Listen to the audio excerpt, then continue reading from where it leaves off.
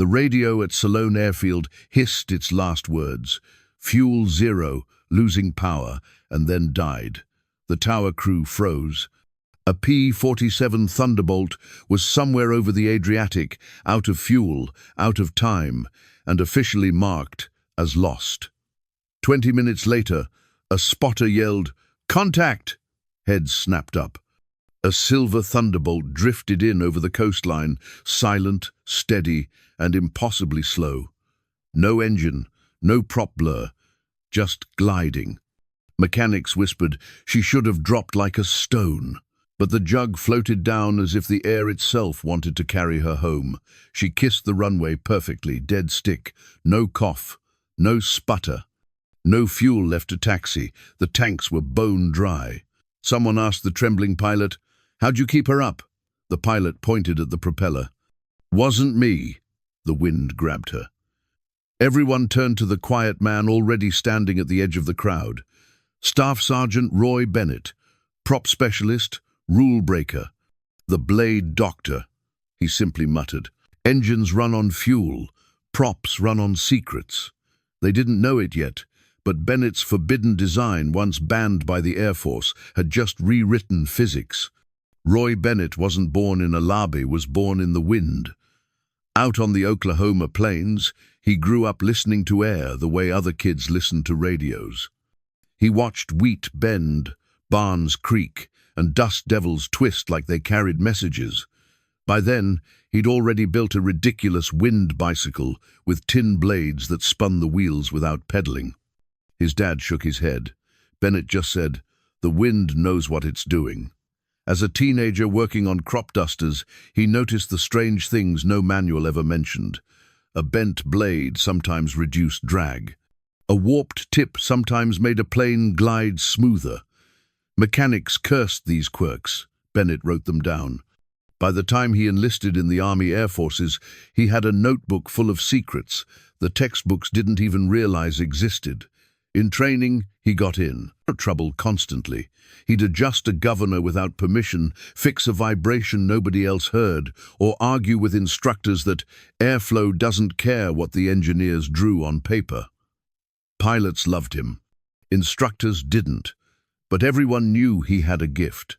Then he arrived in Italy and saw P-47 Thunderbolts limping home every week, engines dying, fuel burning too fast, pilots forced into crash landings. And he noticed something. Damaged props sometimes made a Thunderbolt glide better than a perfect one. Jammed pitch mechanisms sometimes doubled a dead engine glide distance. Nothing in the manual explained it. Everything in his notebook did. Bennett realized the heresy no one dared say out loud. Engines keep you moving, but air keeps you alive. And if you could shape that air just right, a Thunderbolt didn't need as much fuel as everyone believed. This idea was dangerous. But Bennett wasn't afraid of dangerous ideas. He was afraid of losing pilots to rules that no one questioned. Every Thunderbolt pilot feared one thing: engine failure.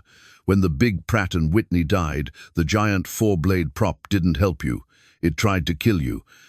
It turned into a windmilling wall of drag, a steel brake that made the jug drop fast and ugly. Bennett refused to accept that. Night after night he ran numbers by flashlight on his cot. If he could reduce drag by 20%, a P-47 could glide dozens of extra miles. Reduce it by 40%, and a Thunderbolt might glide like a sailplane. He studied glider blades, damaged props, accidents, and airflow patterns. Every clue pointed in one direction.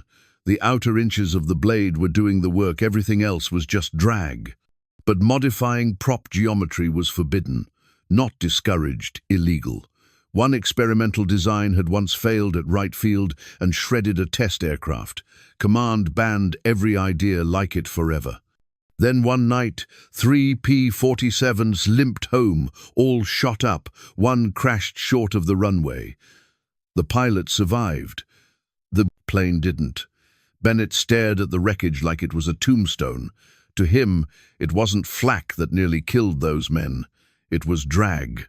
At 2:37 A, he made his decision. He grabbed a flashlight, a hacksaw, and walked into the hangar.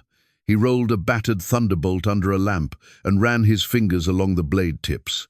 Too much steel, too much drag. He marked 6 inches and began cutting. Sparks flew, metal screamed. When he finished, the blades looked wrong, shorter, leaner, reshaped like something improvised in a shed. And that was just the start. He filed the edges smooth, rebalanced the hub with fishing weights, then committed the most serious violation of all. He reset the pitch stops beyond regulation, forcing the blades to feather automatically if the engine died. When he stepped back, the prop didn't look like a military component. It looked like a secret, a dangerous one. But Bennett didn't smile. He whispered the same thing he'd believed since he was 10 years old. Air's got more to give. We just never let it. Now he had the weapon.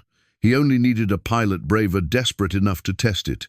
Captain Ray Collier wasn't looking for miracles. He just needed a functioning aircraft. Command had assigned him a 6-hour reconnaissance run, a mission no Thunderbolt pilot wanted, because 6 hours in a P-47 was usually 4 hours of flight and 2 hours of praying over empty tanks. When Collier stepped into the hangar and saw Bennett crouched beside that mutilated prop, his stomach dropped. The blades were shorter, thinner, filed by hand. Nothing about them looked legal. "You cut the blades," he said quietly. "Yep," Bennett answered, "and changed the pitch stops." "You bet I did." Collier stared at him. "This is court-martial stupid." Bennett met his eyes. "So is sending you on a 6-hour mission with an engine that drinks fuel like a drunk at a wedding. This prop might buy you an hour of glide, maybe more. If the engine quits, she'll feather herself."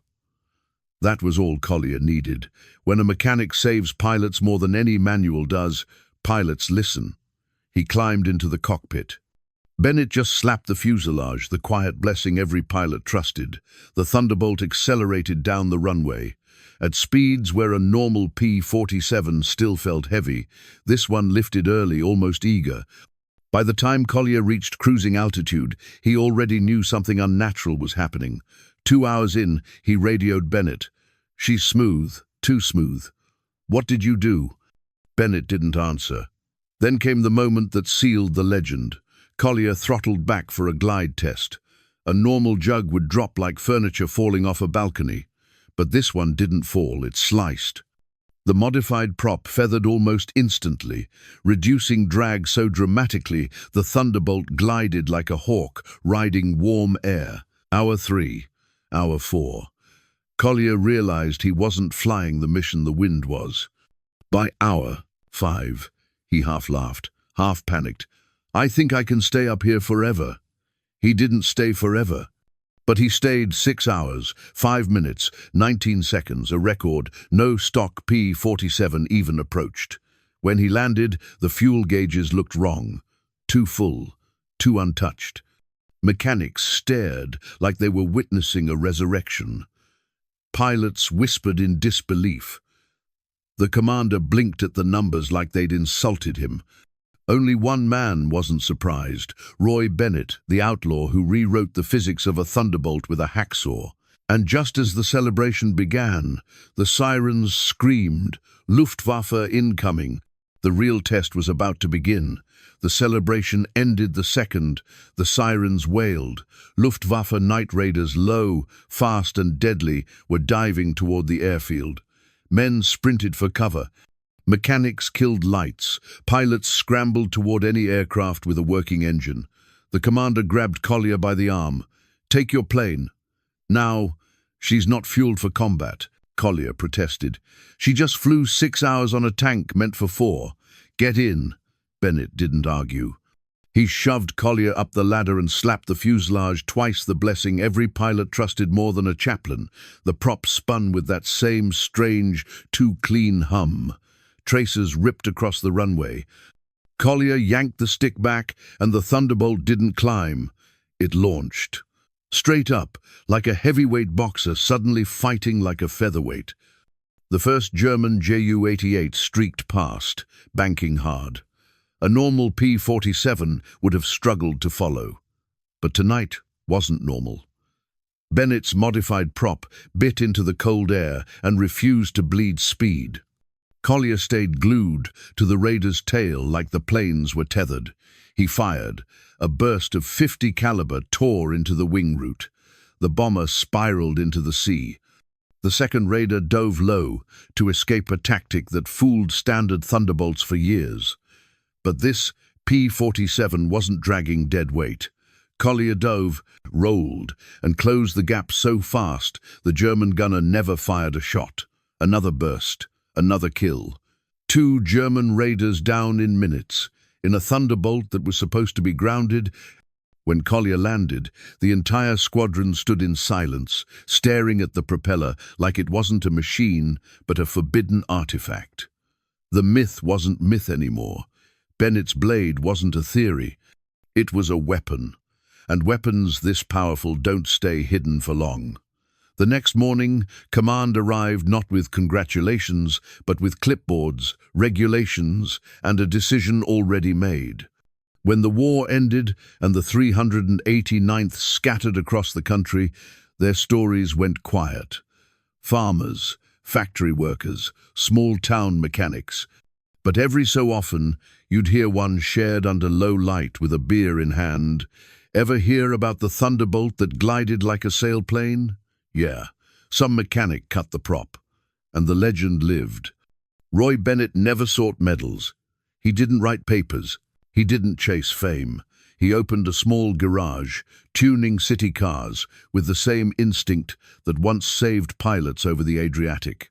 His regulars never knew the man who secretly rewrote fighter plane history was working on their clutch. Sometimes a former pilot would stop by, stand in the doorway, give Bennett a nod. No words, just respect. Meanwhile, somewhere in an Air Force warehouse, a Thunderbolt sat under a tarp. Shaved blades, illegal pitch stops, balance weights stolen from a fisherman's tackle box, locked away.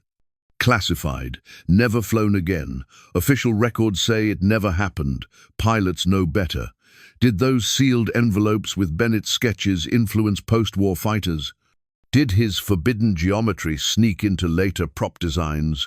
Rumors say yes, files say no. Because history isn't just what's written in manuals or memos. It's what's whispered in hangars and tucked into veteran letters.